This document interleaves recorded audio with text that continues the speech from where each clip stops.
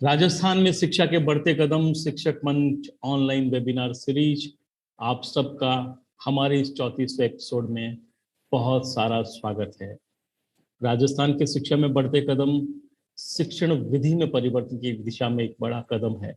हम लोग जो रटने से लेकर के समझने की जो यात्रा कर रहे हैं, उसके लिए प्रमुख रूप से किस प्रकार की जो है योजना हमने तैयार की है वो है।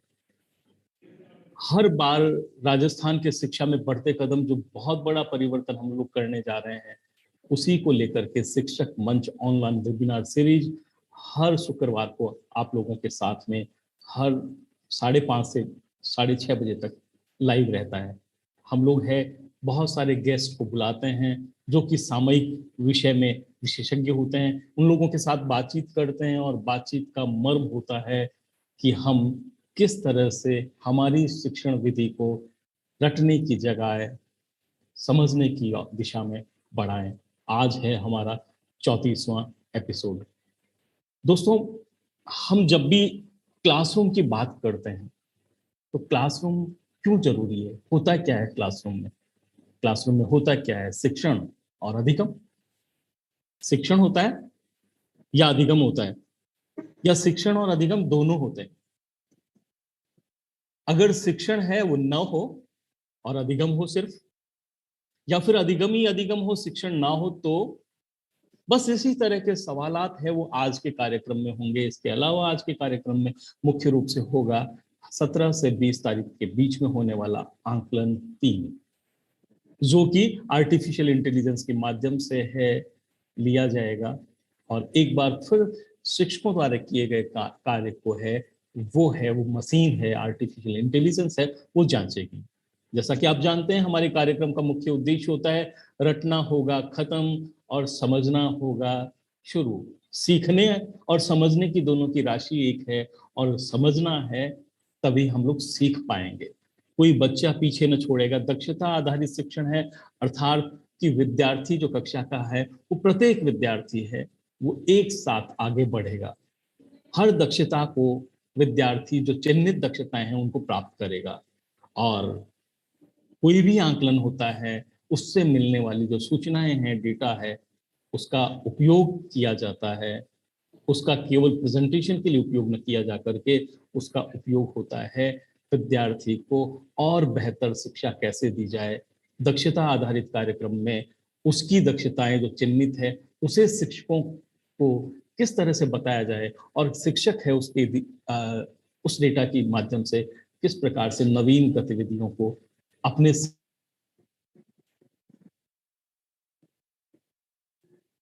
में क्या होता है, अधिगम होता है, शिक्षण होता है, उस पे लेके आऊंगा और आगे बढ़ूंगा। उससे पहले मैं मेरे जो साथी लोग हैं, जो आज के गेस्ट हैं, उनका परिचय करा देता हूं। और हमारे साथ में आज हैं डॉक्टर रजनी शेखावत, ये प्रधानाचार्य हैं, और प्रधानाचार्य हैं ये जोधपुर की महात्मा गांधी विद्यालय में। जोधपुर से एक और प्रधानाचार्य हमारे साथ में हैं जिनका नाम है पूनम सोनी जी, और तीसरे जो हमारे आज के पैनलिस्ट हैं उनका नाम है दुर्गा राम जी। तीनों के बारे में बताऊं कि डॉक्टर पूनम सोनी की विद्यालय में मैं आज से 10-15 साल पहले गया था, और जाकर के जब मैंने वहां देखा था, हमारा जो कार्यक्रम है वो कोविड के बाद शुरू हुआ है, लेकिन जब उस समय कोविड का किसी प्रकार का कहर नहीं था। शिक्षा की परंपरागत विधियां हैं वो सब जगह काम में ली जा रही थी, लेकिन पूनम सोनी जी के विद्यालय में, मुझे अगर सही सही याद है तो बावड़ी नाम का वो एक गांव था, वहां पर मैं गया था तो उन्होंने मुझे कुछ पुस्तकें भेंट की थी। और मैं आप सब लोगों के साथ में ये साझा करना चाहता हूं कि वो पुस्तकें अभ्यास पुस्तिकाएं थी कक्षा 1 और 2 के लिए। जो हम लोग वर्कबुक है आज बड़े पैमाने पे तैयार कर रहे हैं, उस समय एक विद्यालय की प्रधानाध्यापिका प्रधानाचार्य है, उसने अपने विद्यालय में प्रिंटेड वर्कबुक है वो पहुंचाई हुई थी। आज जब मैं तय कर रहा था नाम की मेरे पास में कौन गेस्ट आएगा, तब पुरानी वो वर्कबुक है मैंने ढूंढी, और ढूंढ कर करके और मैं आज रूबरू हो रहा हूं पूनम सोनी जी के लिए। पूनम सोनी जी, मेरे इस कार्यक्रम में आपका बहुत बहुत स्वागत है। पूनम जी, आपको अनम्यूट होना पड़ेगा। धन्यवाद सर। इसके साथ में दूसरी जो जोधपुर की प्रधानाचार्य हैं वो महात्मा गांधी विद्यालय जोधपुर की प्रधानाचार्य है डॉक्टर रजनी शेखावत। डॉक्टर रजनी शेखावत है वो हमारे पूरे शिक्षा विभाग के लिए एक है गर्व का जो है प्रतीक है, गौरव का प्रतीक है। वो इसलिए प्रतीक है कि उन्होंने राजस्थान को रिप्रेजेंट किया था यूएस में, विदेश यात्रा की थी, और विदेश यात्रा भी जो की थी उस वो इसलिए की थी कि वहां जाकर के वो हमारी शिक्षण विधि को वहां किसी वर्कशॉप में है वो साझा कर पाए। इसके अलावा इन्होंने राष्ट्रीय पुरस्कार के लिए भी राजस्थान का प्रतिनिधित्व किया है। तो मैं रजनी जी शेखावत जी आपका भी बहुत बहुत स्वागत करता हूँ। Thank you sir. और इसके साथ में तीसरे में जो साथी हैं हमारे, उनको आप इस हमारे डेक के में जो चित्र लगाया उसमें देख रहे हैं, ये है वो राजस्थानी मान शान की प्रतीक पगड़ी को धारण किए हुए हैं। और ये पगड़ी धारण इसलिए किए हुए हैं कि पिछले वर्ष 2021 में इन्हें राष्ट्रीय शिक्षक पुरस्कार से सम्मानित किया था। और इनका नाम है दुर्गा राम मोहाल। और दुर्गा राम मोहाल आज हमारे इसलिए गेस्ट हैं कि इन्होंने पढ़ने के लिए बच्चों को प्रेरित कैसे किया जाता है वो इनका प्रमुख रूप से काम किया था। ये जिस जगह काम कर रहे हैं वहां पर बच्चों के पलायन का है, बाल मजदूरी बहुत चलती है, और बाल मजदूरी से विद्यार्थियों को न केवल विद्यालय छोड़ करके गांव के किसी काम में लगाया जाता है, बल्कि सुदूर दूसरे दक्षिण के राज्यों में भी ले जाया जाता है। इस तरह के पूरे गिरोह वहां सक्रिय होते हैं। उन गिरोहों से इन बच्चों को छुड़ा करके लाना और फिर विद्यालय में बैठाना और उनकी व्यवस्थाएं वो करना और इस तरह की माहौल वहां स्थापित करना जिससे कि विद्यार्थी है उनका घर चल सके और उन्हें पुनः मजदूरी पे न जाना पड़े।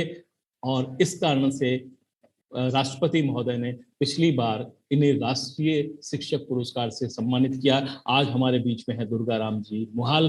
दुर्गा राम जी आपका भी बहुत बहुत स्वागत है, खैर मकदम है। आप सब लोगों से पूरे 1 घंटे चर्चा करनी है। चर्चा सिर्फ हमारी होगी एकेडमिक चर्चा और आने वाली आकलन के ऊपर। सबसे पहले मैं पूनम जी से बात कर रहा हूं क्योंकि पूनम जी से आज से 10-12 साल पहले मैं मिला था। तब मैंने इनके काम की जरा सी नजर देखी थी। लेकिन कहते हैं ना, मैं अपने आप को पारखी तो नहीं कहता, लेकिन फिर भी कहा जाता है कि पारखी के लिए है थोड़ा सा समय, थोड़ा सा नमूना ही बहुत होता है। तो आपसे मैं ये जानना चाहूंगा कि कक्षा के लिए क्या जरूरी, शिक्षण अधिगम या शिक्षण अधिगम दोनों, या उनमें से कोई एक हो तो? सर किसी भी कक्षा की अगर अपन बात करते हैं तो वहां पे शिक्षण और अधिगम दोनों ही बहुत आवश्यक पहलू हैं। शिक्षण भी अगर विद्यार्थियों के स्तर को ध्यान में रख करके और उनके सीखने की जो तरीके हैं, उनके जो रुचि के स्तर हैं, उनको सोच करके और ध्यान में रख करके करवाया जाए तो बहुत ही प्रभावी अधिगम को अंजाम दिया जाता है इसके माध्यम से। तो शिक्षण जो प्रक्रिया है, जो शिक्षक अपनाता है, उसका जो मुख्य उद्देश्य है बच्चों का 100% अधिगम करवाना और उन्हीं के रुचिप्रद जो तकनीक है, उन्हीं के जो रुचिप्रद विषय हैं और उन्हीं के जो रुचि के क्षेत्र हैं, उनके माध्यम से हमारे लक्ष्य को प्राप्त करना, वो अधिगम 100% करवाने में हमें सहयोग करता है। तो शिक्षण और अधिगम सर दोनों मेरे हिसाब से आवश्यक हैं। मैं रजनी जी के पास आऊं उससे पहले मैं एक बहुत पुरानी मेरी विद्यालय समय की घटना है वो आप लोगों के साथ में साझा कर रहा हूं, सभी श्रोताओं के साथ में। हुआ ये था कि छोटे समय मैं क्लासेस में पढ़ता था, क्लास एग्जैक्ट मुझे ध्यान नहीं कि कौन सी क्लास थी, तब थोड़ा शरारती था। तो किताब के मेरे पन्ने हैं बहुत ज्यादा फट जाते थे, और जब पन्ने फट जाते थे और तो माँ बाप से, माताजी पिताजी से है वो छुपा के भी रखने पड़ते थे, वरना उस समय के माँ बापों का दंड देने का तरीका है वो वर्तमान से काफी कुछ अलग था मेरे जमाने में। तो हुआ ये कि एक पाठ था जो किसी साधु महात्मा की कहानी थी, वो पन्ना वहां से हट गया। और कमोवेश हुआ ऐसा भी कि जिस दिन वो विद्यालय में पढ़ाया जा रहा था उस दिन मैं विद्यालय में नहीं था। और मैं जब परीक्षा आया, परीक्षा में एक सवाल आया, प्रश्न आया, और उस प्रश्न में पूछा गया था बंदर कहाँ रहते हैं। मैं कुछ दिनों पहले ही अपने माता पिता के साथ में पुष्कर की सैर करके आया था, तो मैंने लिख दिया कि पुष्कर की घाटी में बहुत सारे बंदर रहते हैं। जवाब हो गया। आप समझते ही हैं कि जैसे ही विद्यालय से बाहर निकलते हैं परीक्षा होने के बाद, तो विद्यार्थियों में कितने सही जवाब दिए गए, कितने गलत जवाब दिए, इसकी होड़ लगी रहती है। मैंने भी जो सबसे होशियार बच्चा था उसके पास गया और मिलान किया। उसने बड़ा सही सही जवाब लिखा हुआ था। उसने जो बताया, उसने कहा कि नदी के किनारे पहाड़ के नीचे साधु महात्मा की कुटिया के आसपास बंदर रहते हैं। मैंने कहा नहीं भाई, बंदर तो मैंने पुष्कर में देखे हैं। हम दोनों में बहुत छोटी क्लास के बच्चे थे, थोड़ा सा बहस हुई और हम हमारे शिक्षक के पास पहुंच गए। शिक्षक ने देखा, बात किया, तो उन्होंने किताब मंगाई और किताब मंगा करके अक्षरश जो मेरे दोस्त ने जवाब दिया था वो जवाब बिल्कुल सही था। और उन्होंने कहा देखो, ये देखो, इसमें यही तो लिखा है, इसलिए उसका जवाब सही और मेरा जवाब है वो गलत हो गया। मैंने बिना रटे केवल अपने अनुभव के आधार पर और प्रत्युत्तर दे दिया। अब मैं पूछूंगा रजनी जी से मेरा फिर वही सवाल, कक्षा में क्या जरूरी, शिक्षण या अधिगम? सर, जहां तक मैं सोचती हूँ कि शिक्षण अधिगम दोनों बराबर ही महत्व रखते हैं, लेकिन जो ज्यादा महत्व रखता है वो ये है कि शिक्षा किस तरीके से दी जाती है। शिक्षा के कई तरीके होते हैं और जहां हम छोटे बच्चों की बात करते हैं तो उनके लिए एक वातावरण तैयार करना वो एक शिक्षक का बहुत ही महत्वपूर्ण कार्य होता है, जो शिक्षण और अधिगम दोनों को फैसिलिटेट करता है, दोनों की सहायता करता है। शिक्षण भी उससे सुधार, शिक्षण में भी सुधार होता है और अधिगम के तो नतीजे अच्छे आते ही हैं। जैसे अभी हम RKSMBK की वर्कबुक्स की बात करें या और भी किसी तरह की चीजों को बच्चों के इंटरेस्ट, सीखने के इंटरेस्ट के स्तर पर जाकर करें तो शिक्षण में तो सुधार होता ही है। और ऑब्वियसली जब शिक्षण में सुधार होगा तो अधिगम में तो सुधार होगा ही। कई बार हम लोग ऐसा मानते हैं कि बच्चे ना बिल्कुल वही करेंगे जैसा हम उनको बताएंगे, लेकिन जैसा आजकल पेडागोजी में कहा जाता है कि बच्चे हमारे पास में खाली नहीं आते हैं, वो अपने साथ में एक पूर्व ज्ञान लेके आते हैं। उसी पूर्व ज्ञान का उपयोग करते हुए यदि हम बच्चे को शिक्षण देते हैं तो रुचि से उस शिक्षण को ग्रहण करता है और शिक्षण को ग्रहण करने के साथ ही उसका अधिगम में स्वतः ही सुधार हो जाता है। तो हम उसके लिए एक ऐसा प्लेटफॉर्म तैयार कर देते हैं जिससे उसकी रुचि डेवलप हो जाए। अभी आपने जो चीज बताई थी, इसी चीज को एक वो 3 इडियट्स मूवी आई थी उसमें भी बताया गया था। लेकिन आजकल जो हमारा जो शिक्षण का एक ऐसा स्तर हो गया है जो जिस तरह से जैसे गुलाब कैसे लगाया जाता है, तो वो गुलाब लगाने की थ्योरी तो बच्चे को पूरी आती है, लेकिन अगर आप प्रैक्टिकली उसको कह दो कि आज तुझे गुलाब उगाना है तो वो नहीं उगा पाता है। वो इसलिए होता है कि प्रैक्टिकल जो एस्पेक्ट्स हैं उन पे थोड़ा सा कम ध्यान दिया जाता है। यदि वो दिया जाए तो बच्चों का उसमें जो इंटरेस्ट है वो ज्यादा डेवलप होगा, वो समझकर सीखेंगे और समझकर सीखना ही अधिगम के लिए ज्यादा बेहतर होगा, ऐसा मैं सोचती हूँ। बिल्कुल ठीक सोच रहे हैं आप। अभी भी हमारा अनुत्तरित है प्रश्न, उस तक फिर लौटेंगे।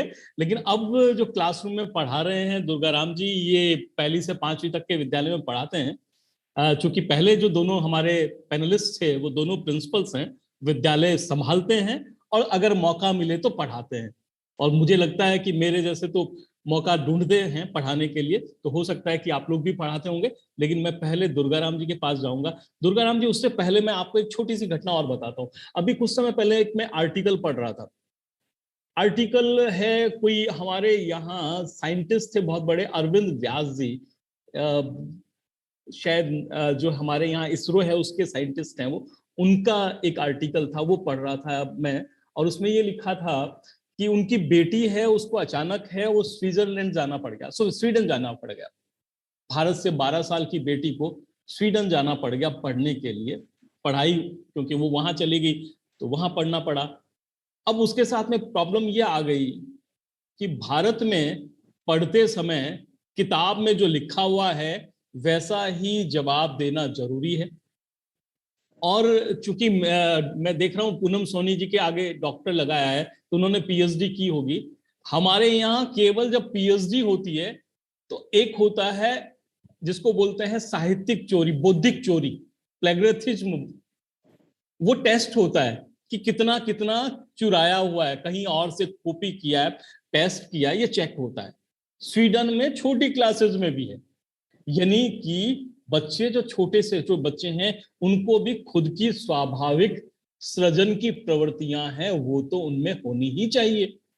अब हुआ ये वो वहां गए तो अब उनको समस्या ये आ रही थी कि भारत में हूबहू किताब में से कॉपी करके लिखना है, याद करके लिखना है, और वहां उसको अपनी भाषा में लिखना है। ऐसी प्रॉब्लम आ गई थी। हमारे यहाँ क्लासरूम में इस तरह की परिस्थितियां अगर उत्पन्न होती है कि नहीं, इसके बारे में दुर्गा राम जी का कमेंट चाहूंगा। दुर्गा राम जी प्लीज, अनम्यूट करना पड़ेगा अपने आप को आपको। हाँ, अब बोलिए प्लीज। सर मैं बताना चाहूंगा आपको, जैसे आप बता रहे हैं कि अपन किसी, जैसे वो बच्ची स्वीडन गई है तो उसको वहां अपने खुद के विचार रखने थे किसी भी क्वेश्चन में आंसर के। सर जो पुराने जमाने में या आज से 8 से 10 साल पहले जब या हम पढ़ाई करते थे, उस टाइम मतलब किताब में से ही आंसर ढूंढना होता था भाई, लेसन में से। अभी जो मैंने सर, मेरा टीचिंग सब्जेक्ट मेन सामाजिक विज्ञान है सर, 6 से लेके 8th क्लास तक। सामाजिक क्लास में से 4 से 5 किताबें हैं जिनमें कई क्वेश्चन ऐसे होते हैं अगर आप पूरी बुक्स पढ़ लेंगे तो भी आपको उस क्वेश्चन का आंसर हूबहू उस लेसन में नहीं मिलेगा। उसका वो लिखा होता है कि आओ करके सीखे। तो सर उसमें उस बच्चे को प्रायोरिटी दी जाती है कि भाई आपका विचार इस क्वेश्चन के बारे में, या आपका क्या आंसर है। आप पूरी क्लास को ले लीजिए सर, किसी भी बच्चे का क्वेश्चन का आंसर, 2 बच्चों को आंसर सेम नहीं मिलेगा। वहां अपन बच्चों को मौका दे रहे हैं कि बच्चा अपने विचार उसमें लिखे। तो सर वो चीज बहुत अच्छी लगती है। और वो चीज जैसे आप बता रहे हैं स्वीडन में ऑलरेडी चल रही है।